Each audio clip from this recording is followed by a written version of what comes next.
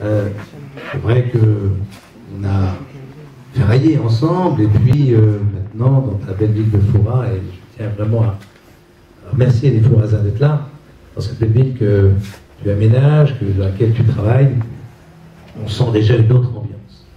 Une autre ambiance parce que on sent bien que cette ville qui dormait, qui avait finalement, qui s'était un peu, qui était non pas assouplie, mais carrément endormie, est en train de se réveiller d'une manière extraordinaire. En tout cas, bravo et merci d'être là et merci de nous accueillir, bien sûr. Et surtout, merci de te battre pour ton idéal. C'est vrai que l'année dernière, enfin, il y a un peu plus d'un an, maintenant, tu as gagné brillamment dans un combat très difficile contre Bonin, André Bonin, que j'avais battu 2 fois, un candidat retors, un candidat rusé, un candidat intelligent, correct. Et donc, cette victoire, vraiment, tu ne l'as pas volée, tu l'as obtenue dans des conditions les plus difficiles. En tout cas, ce que je voudrais dire, effectivement, c'est que dans ce secteur, dans ce canton, les choses n'étaient pas jouées. On a bien vu, effectivement, que Sylvie étant arrivée, personne ne croyait réellement à sa victoire, et les socialistes étaient persuadés, effectivement, dans les conditions les plus difficiles, parce que ces élections intermédiaires sont extrêmement difficiles, tout le monde était persuadé, les socialistes étaient persuadés de gagner. Et ça montre bien que quand on a une détermination, quand on a une existence, quand on a une véritable existence intérieure et politique, et qu'on se bat, on gagne. Et là, naturellement, on l'a largement démontré. Stéphane est là, naturellement, il est lui aussi dans un canton extrêmement difficile, le canton des Traits, beaucoup plus à gauche que le canton Nord. Et c'est vrai que l'implication de Stéphane, des côtés, dans ce canton, et notamment à Châtelaillon, nous permet de gagner. Donc, il n'y a jamais de solution définitive. Il n'y a jamais de situation irréversible. Et ça va peser très lourd dans la démarche qu'on va avoir.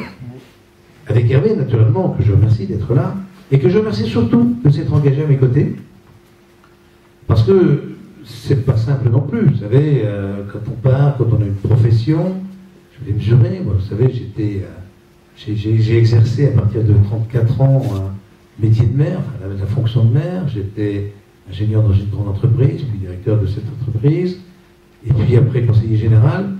C'est très difficile d'exercer une profession et en même temps une fonction politique. Hervé a fait ce choix. Il a fait ce choix en 2008 de s'engager sur le plan municipal, et puis il a refait ce choix de s'engager sur le plan régional, et maintenant il s'engage à mes côtés comme suppléant. Alors pourquoi il s'engage? Pourquoi on s'engage ensemble? C'est pas seulement parce qu'on est copains. Vous savez, si on faisait de la politique parce qu'on est copains, c'est pas la solution. Ça, c'est plutôt les socialistes, vous savez, qui copinent. Non, ou alors qui ne copinent pas d'ailleurs, parce qu'on a vu cet après-midi ce que ça donnait. Mais c'est vrai qu'avec Hervé, on a décidé de partir ensemble parce que nous sommes complémentaires. C'est pas parce qu'il est jeune et moi un peu moins. C'est une forme de complémentarité, c'est vrai, c'est aussi le renouvellement. Hervé, il l'a dit, il a une quarantaine d'années, moi j'en ai 20 de plus. Mais surtout, c'est parce que nous avons des territoires qui sont complémentaires. Hervé à Rochefort, il s'implique à Rochefort, il représente pour moi l'avenir de Rochefort. Ce pays, c'est cette ville de Rochefort qui est en train, elle aussi, de s'endormir. C'est pas qu'elle soit mal administrée, c'est que les Rochefortais ne rêvent plus. Il n'y a plus de projet vraiment sur Rochefort, sauf ceux qui avaient été lancés par Jean-Louis Fraud. Et donc, aujourd'hui, nous avons besoin d'un véritable avenir dans ce territoire Rochefort. Et c'est pour moi Hervé qui le représente. Et lui aussi, c'est vrai qu'il a toutes ses qualités professionnelles. C'est un juriste. Un juriste est forcément un bon législateur.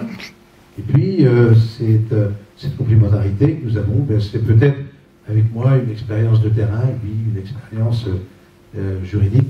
Et donc, on a vraiment tout, on s'est rassemblés pour traiter les dossiers, pour les faire.